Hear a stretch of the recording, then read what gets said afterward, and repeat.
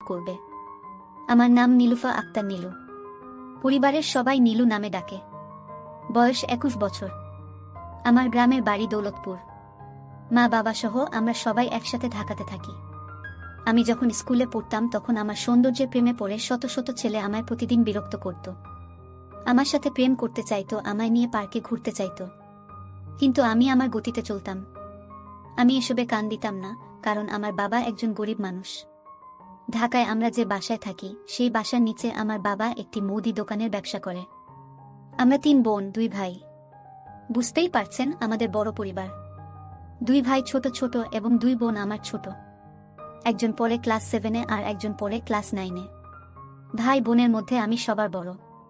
বাবার আমাদের এত বড় পরিবার চালাতে অনেক হয়। তাই আমি ভাবলাম, আমি যেহেতু SHC পাশ করেছি, তাহলে পার্ট টাইম একটি চাকরি করতে পারলে বাবাকে হয়তো কিছুটা সাপোর্ট করতে পারব। চাকরির কথা ভাবছি আর একটি জাতীয় পত্রিকা পড়ছি। হঠাৎ পত্রিকায় একটি বিজ্ঞাপন আমার চোখে পড়ল, আর তাতে বড় বড় অক্ষরে লেখা রিসেপশনিস্ট আবশ্যক। বিজ্ঞাপনে লেখা ছিল একটি সুপ্রতিষ্ঠিত কোম্পানির জন্য একজন সুন্দরী, স্মার্ট, পরিশ্রমী, লাবণ্যময়ী, সুদর্শনা এবং আকর্ষণীয় বাচনভঙ্গি একজন মেয়ে রিসেপশনিস্ট প্রয়োজন। যোগ্যতা HSC পাস আর উচ্চতা 5 ফুট 4 ইঞ্চি হতে হবে। আর নিচে একটি মোবাইল নম্বর দেওয়া আছে। সেখানে একটি ঠিকানা দেওয়া আছে, আর তাতে লেখা আছে, যারা চাকরি করতে আগ্রহী শুধু তারাই 20 তারিখ সকাল 10টার সময় ইন্টারভিউ দিতে আসার জন্য অনুরোধ করা হলো। ইন্টারভিউয়ের সময় সকল প্রকার সনদের মূল কপি এবং ভোটার আইডি কার্ড নিয়ে আসবেন। সাথে আপনার একটি বায়োডাটা নিয়ে আসবেন। আমি ভাবলাম, যদি আমার একটি রিসেপশনিস্টের চাকরি হয় তাহলে আমার পড়ালেখার খরচটা হয়তো আমি চালাতে পারব, আর পাশাপাশি আমি আমার বাবাকে একটু সাহায্য করতে পারব। কারণ বাবার এখন বয়স হয়েছে, বাবা মা আমাদের জন্য অনেক কষ্ট করছে, আর কত করবে। দেখি এবার আমি বাবা মাকে একটু সাহায্য করতে পারি কিনা। এই ভেবে আমি সবশেষে ইন্টারভিউতে যাওয়ার সিদ্ধান্ত নিলাম। তারপর আমার এক ছেলে বন্ধুর কাছে ফোন দিলাম আর বললাম, জাবির, আমি একটি কোম্পানি রিসেপশনিস্ট পোস্টে ইন্টারভিউ দিতে যাচ্ছি। এখন আমি কিভাবে প্রস্তুতি নিতে পারি? আমাকে একটু পরামর্শ দে। জাবির আমাকে বলল, দোস্ত, তোর যে চেহারা, পুরাই আগুন, তোর কিছুই করা লাগবে না। তুই শুধু ভালো করে সাজুগুজু করে কোম্পানির সামনে যেতে পারলেই হলো। ব্যাস, আর কিছু করা লাগবে না, দেখবি তোর চাকরি হয়ে গেছে। কারণ কোম্পানির এমডিরা মতো স্মার্ট একজনকে নিতে পারলে অনেক খুশি হয়। দেখিস, তুই যাও মাত্রই তো চাকরি হয়ে যাবে। আমি জাবিরকে বললাম, মজা করিস না দোস্ত, যদি পারিস তাহলে আমাকে ভালো কিছু পরামর্শ দে। তারপর জাবির বলল, দোস্ত, আমি মজা করছি না, সত্যি কথা বলছি। কোম্পানির এমডি তোর মতো আকর্ষণীয় মেয়ে পেলে হয়তো চাকরিটা দিয়ে দেবে, কারণ রিসেপশনিস্ট সুন্দরী মেয়ে ছাড়া তারা বসায় না। তারপর জাবির বলল, যা দোস্ত, তুই গেলে তোর চাকরিটা হবে। জাবিরের কথা শুনে আমার চাকরিতে যাওয়ার আগ্রহ আরও অনেকটা বেড়ে গেল। তারপর যেদিন আমার ইন্টারভিউ, সেদিন সকাল সকাল ঘুম থেকে উঠে ফ্রেশ হয়ে ভালো করে প্রস্তুতি নিয়ে চলে গেলাম বিউটি পার্লারে।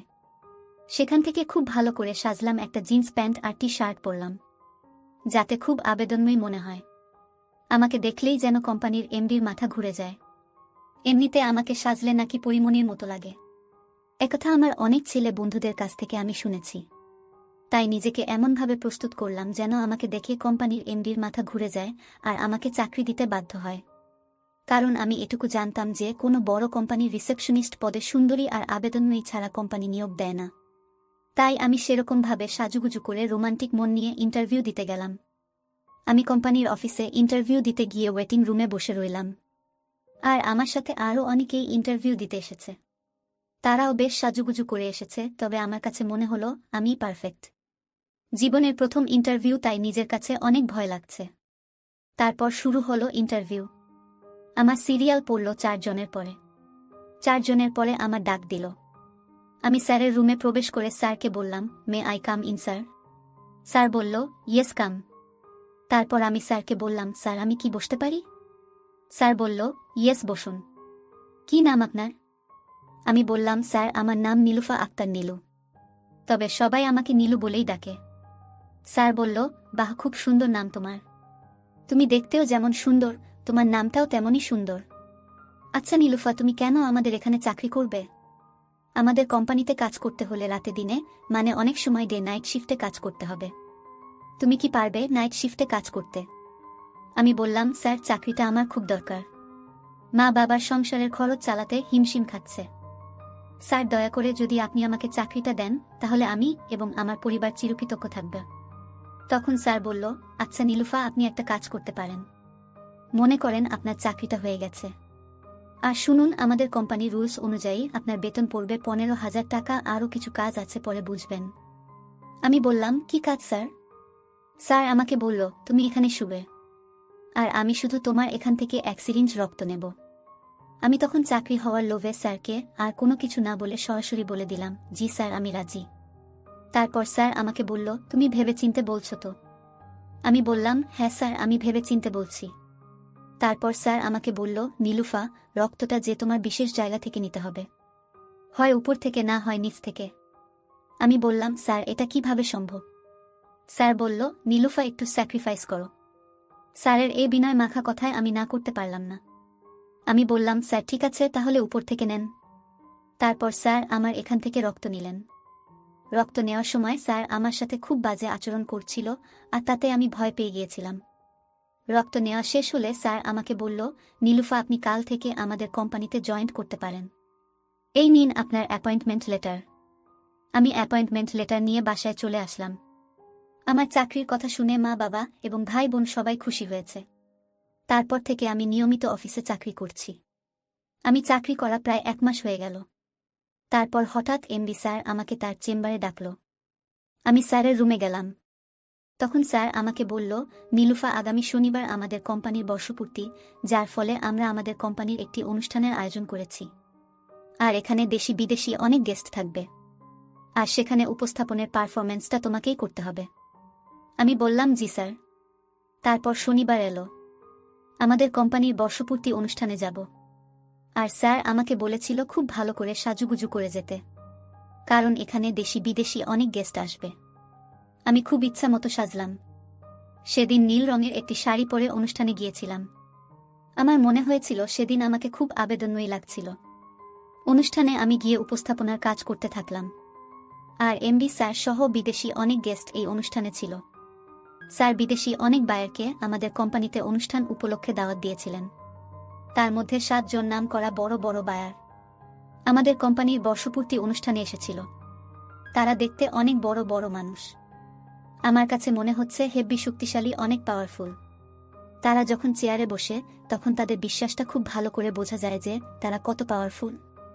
অনুষ্ঠান চলাকালে আমি দেখলাম বিদেশি একজন বায়ার আমার দিকে খুব বাজেভাবে চেয়ে রইল, আর সালের কানে কানে ফিসফিস করে কি যেন বলল।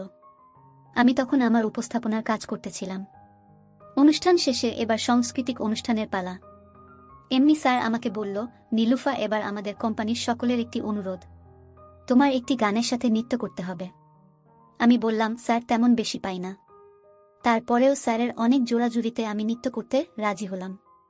আর এমনিতে যখন স্কুলে পড়তাম, তখন আমি মাঝে মাঝে আমাদের স্কুলের সাংস্কৃতিক অনুষ্ঠানে নৃত্য করার মোটামুটি অভিজ্ঞতা আছে।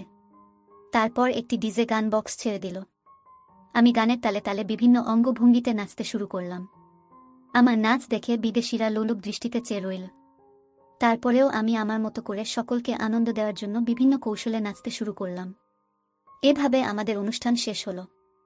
অনুষ্ঠান শেষে এমডি স্যার আমাকে বলল, মিস নীলুফা, আজকে তোমার পারফরম্যান্স অনেক চমৎকার হয়েছে। তোমার নাচে বিদেশিরা অনেক খুশি হয়েছে। তবে তোমার সাথে আমার অনেক কথা আছে। তুমি ফ্রেশ হয়ে চেম্বারে আসো। একটু তাড়াতাড়ি চলে এসো, ঠিক আছে? আমি বললাম, জি স্যার। তারপর কিছুক্ষণ পর আমি এমনি স্যারের চেম্বারে গেলাম। স্যার আমাকে বলল, নীলুফা, তোমার সাথে আমার অনেক কথা আছে, কিন্তু কথাগুলো যে আমি কি করে বলি বুঝতে পারতেছি না। আবার তুমি যদি আমাকে ভুল বোঝ। আমি বললাম, স্যার, আপনার যে কোনো কথা আমাকে নির্দ্বিধায় বলেন, আমি কিছু মনে করব না। স্যার বলল, নীলুফা, তুমি তো জানো আমার কোম্পানির প্রায় 80% অর্ডার আসে বিদেশ থেকে, তাও আবার যারা আমার অতিথি প্রতি বছর তারাই আমার 50% অর্ডার দেয়। কিন্তু তাদের খাবার দাবার বাসস্থান আমি কোনো কিছুর কমতি দেই নাই। কিন্তু তারা এইবার আমার কাছে এমন একটি জিনিস দাবি করে বসেছে। এখন যে আমি কি করি নীলুফা, আমার মাথায় আসছে না। আমি বললাম, স্যার, তারা আপনার কাছে কি চায়? তারপর স্যার আমাকে বলল, নীলুফা, তারা চায় তুমি তাদেরকে একটু খুশি করো। আমি বললাম, স্যার, এসব আপনি কি বলছেন? এটা কিভাবে সম্ভব? আর তাছাড়া তাদের সাথে আমার যায় না। স্যার, দয়া করে আপনি আমার এত বড় ক্ষতি করবেন না। আমি কোনো দিন কারো সাথে এমন কাজ করি নাই। স্যার আমাকে ক্ষমা করবেন। তখন স্যার বলল, দেখো নীলুফা, আমি কিন্তু ইচ্ছে করে তোমাকে এই প্রস্তাব দেইনি। আমার কোম্পানির 50% অর্ডার তোমার উপর নির্ভর করছে, আর তাদের দেশে তো এইসব ওপেন, যার কারণে তারা তোমাকে দেখে চেয়ে বসেছে। এখন তুমি তাদের প্রস্তাবে যদি রাজি না হও, তাহলে তারা আমার সকল অর্ডার বাতিল করে দেবে। আমার কোম্পানির বিরাট লস হয়ে যাবে।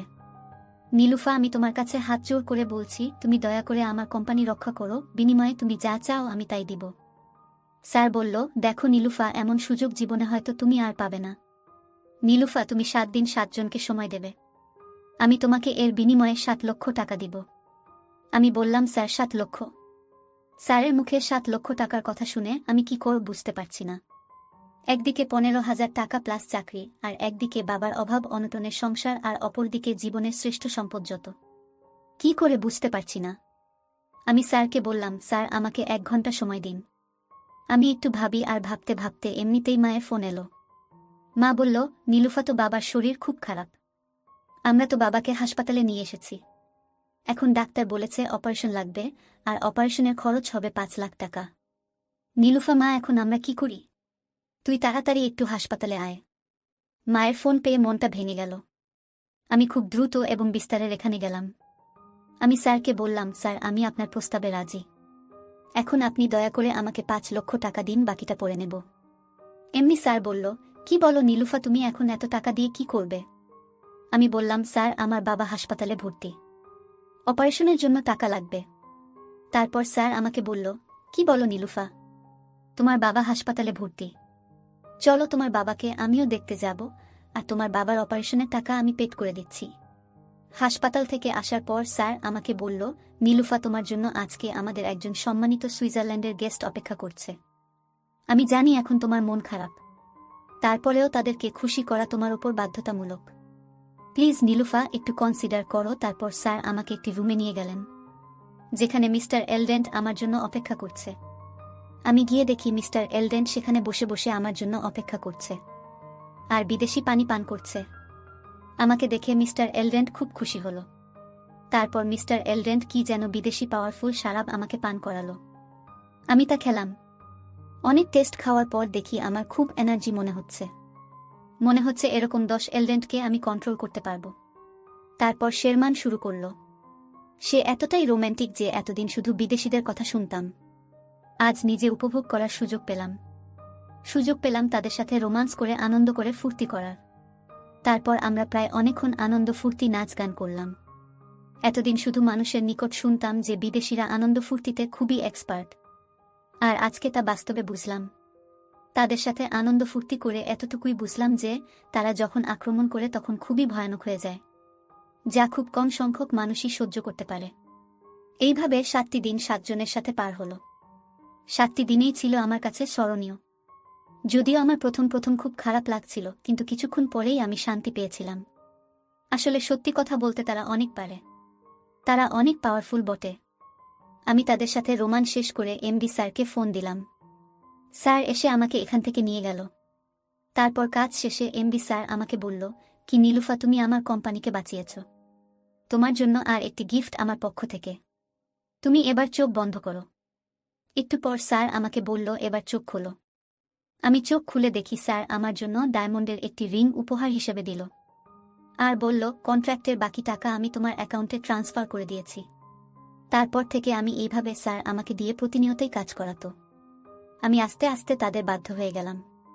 এইভাবে সকলের চোখ ফাঁকি দিয়ে চলতে লাগলো আমার কাজ। তারপর কিছুদিন পর বাবা মা আমাকে একটি ছেলের সাথে আমায় দিয়ে দিল। ছেলেটি খুবই দুর্বল, আমি তার কাছ থেকে কোনো কিছুই পাই না।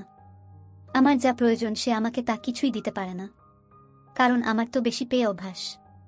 ভাবলাম তার সাথে মনে হয় আমার শান্তি হবে না, তাই আমি তাকে ডিভোর্স দিয়ে চলে আসলাম।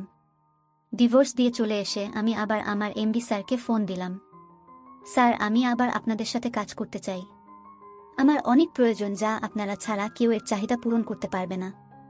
তারপর আমার স্যার বলল, নীলুফা, তোমার জন্য এই কোম্পানির দরজা সারা জীবন খোলা। চলে এসো। তবে নীলুফা, তোমাকে আজকে আমি একটা সত্য কথা বলি। তুমি কি জানো প্রথম দিন তোমার বিশেষ জায়গা থেকে কেন আমি রক্ত নিয়েছিলাম? আমি বললাম, না স্যার। কারণ তুমি ছিলে আমার এই পথের প্রথম দিনে টার্গেট, আর বিদেশিরা আমাকে বলেছিল যাদের দ্বারা এই কাজ করা তাদের রক্ত পরীক্ষা করে রাখতে। কারণ তারা খুবই সচেতন, যাদের রক্ত একদম পরিষ্কার তাদের সাথে তারা আনন্দ করে। তারা খুবই স্বাস্থ্য সচেতন। নীলুফা, এই জন্য তোমার রক্তটা আগে পরীক্ষা করেছিলাম। তারপর তোমাকে এক নাটকীয় কায়দায় তোমার অনেক মূল্যবান করে দিলাম। তুমি এখন আমার 1000 কোটি টাকার সম্পদ। আমরা আমাদের কাজ চালিয়ে যাই। তারপর থেকেই আমি এখনো দেশের প্রতীক। প্রতিদিন শত শত মানুষকে আনন্দ দেওয়াই আমার মূল কাজ। জানি না এই পথের শেষ কোথায় আর কোথায় গিয়ে দাঁড়ায় এই জীবনের গতিধারা। বন্ধুরা, তোমাদের নিকট আমার একটি ছোট্ট প্রশ্ন। এই গল্প থেকে তোমরা কি শিখতে পারলে? দয়া করে কমেন্ট করে জানাবে। বন্ধুরা, ভিডিওটি যদি ভালো লাগে তাহলে একটি লাইক দিন, আর তোমরা যদি এরকম ধরনের মজার ভিডিও পেতে চাও তাহলে দয়া করে আমার চ্যানেলটি সাবস্ক্রাইব করো। তোমাদের সকলের সুস্বাস্থ্য কামনা করি। ভিডিওটি দেখার জন্য তোমাদের সকলকে অসংখ্য ধন্যবাদ।